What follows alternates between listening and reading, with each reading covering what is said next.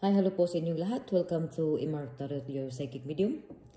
Ito po ay kapalaran sa mga air signs, Gemini, Libra, and Aquarius. So bago po ang lahat, palalang po na maaari ang iba sa inyo ay makaresonate, maaari din ang iba sa inyo ay hindi. So i-pick nyo na lang kung saan kayo mas nakaresonate, my dear. So babasang, ito po ay general reading or pangkalahatan. Right, my dear. Your signs. Okay. Ito po ay para sa yung kung titingnan natin kung ano yung ano mo dito. Kapalaran mo sa finances, love life, at sa career mo, my dear. So, ang aura mo ngayon is Ace of Swords. Okay. Mayroon ka ditong ano, ang energy mo ngayon is maganda, ang enerhiya mo ngayon. May mga pangarap ka dito. There's something around. Nagbubunga. May mga pangarap ka, mga sa buhay mo na ito ay kamit. There's also a fire. There is also happiness, kaligayahan, enlightenment, success.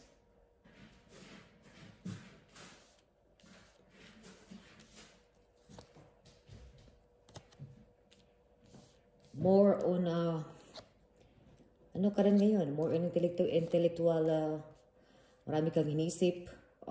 Kumbaga, nakita ko dito, mas wais ka ngayon. You know? Marami ka ditong natutunan dito sa mga past mo. Dito din sa iyo na nag-healing. You are now in healing. Naka-move on ka na. You came from dito sa broken-hearted. Ngayon sa mga kalungkutan, naging masaya ka. Marin ito dito sa mga nakaraan, naging malungkot ka. May mga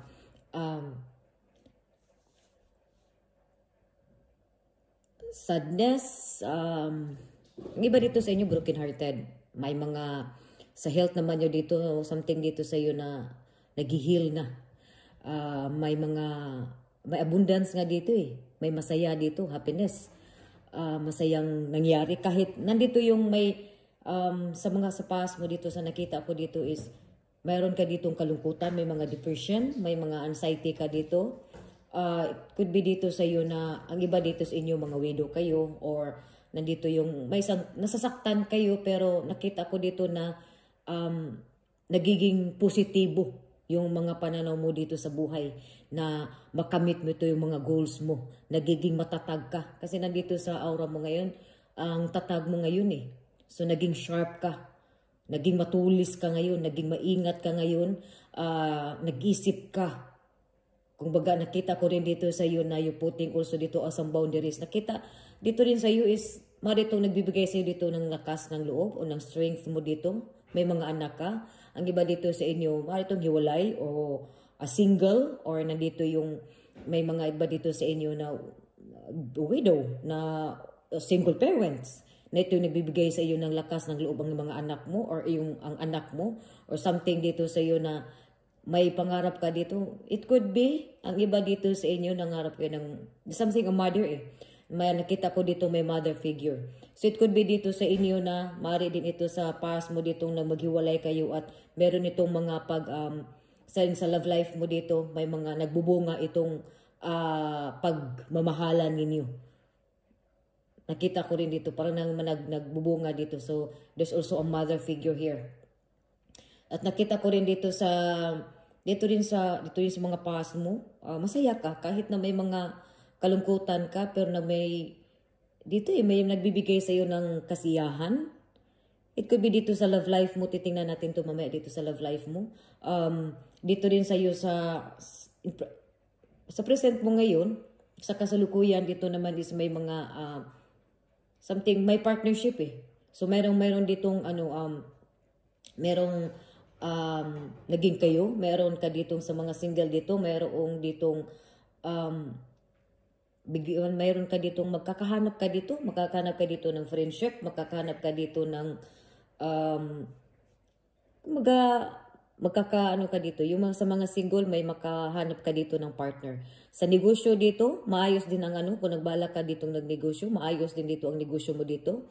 At nakita ko rin dito mas more on travel ka. Nandito rin sa iyo na waiting. Something dito may hinintay ka or hinintay ka dito na pera. But you have to give dito din sa iyo na patience. May mga troubles din. Pero nakita ko din dito na may mag-support dito sa troubles mo eh. So, kung baga nandito sa iyo about sa finances mo dito sa nakita ko, is mas maayos ito yung ano mo dito. Panalo ka dito eh. So, maayos dito ang finances mo. This also here sa finances. Financially secure ka dito sa current energy mo dito. Maaari din ito sa trabaho mo. It could be dito may pinaprocess ka dito ng mga papers or documents because of dito the coning of the Spardin. And also, it could be business. You know, dahil maaari dito nagbalak kang magnegosyo ka or something dito may mga ay nasikaso ka ngayon dito kung about money eh. Something dito na may money rin dito kasi dito din sa past mo dito may ano dito surprises, may happy surprises ka dito sa or may wish come true ka dito sa mga ano mo dito sa past mo. Andito naman sa mangyari dito sa iyo, nakita ko dito na some hanging, the hangman dito is naka-relax ka lang. You know, nakita ko rin dito na more on secure ka as a parents dito, supportive. Mari din ito na ang iba dito sa inyo, mari itong close. Kumbaga, may mga suporta. Makatanggap ka dito ng mga support.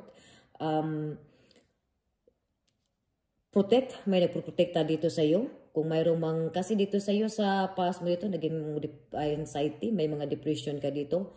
Or mari din dito sa iyo na, it could be na may mga sakasamaan mo dito sa trabaho, may isang babae dito na ito ay mainitin ang ulo, medyo maldita, kumbaga, you know. Pero mabait naman itong babae na to. Something dito sa iyo, sa past mo dito, maldita, may medyo, kumbaga, strong personality itong babae na to. Mapagpuna siya, pero nakita ko dito na matulungin ito. Maano to siya magsalita, kumbaga, prangka itong magsalita ang babae na to, pero matulungin. Maaari din ikaw ito. Prangka ka, maano ka rin magsalita, diretso kang magsalita, pero mapagbigay ka. Nandito sa iyo, may mga ano ka na, may mga achievement ka na dito makakamit mo yung mga achievement, may mga andami mong achievements. Still down to earth ka. Nandito ko na nakita ko dito sa iyo. May mga welcome ka rin dito sa mga friends mo, kahit na may mga niga dito.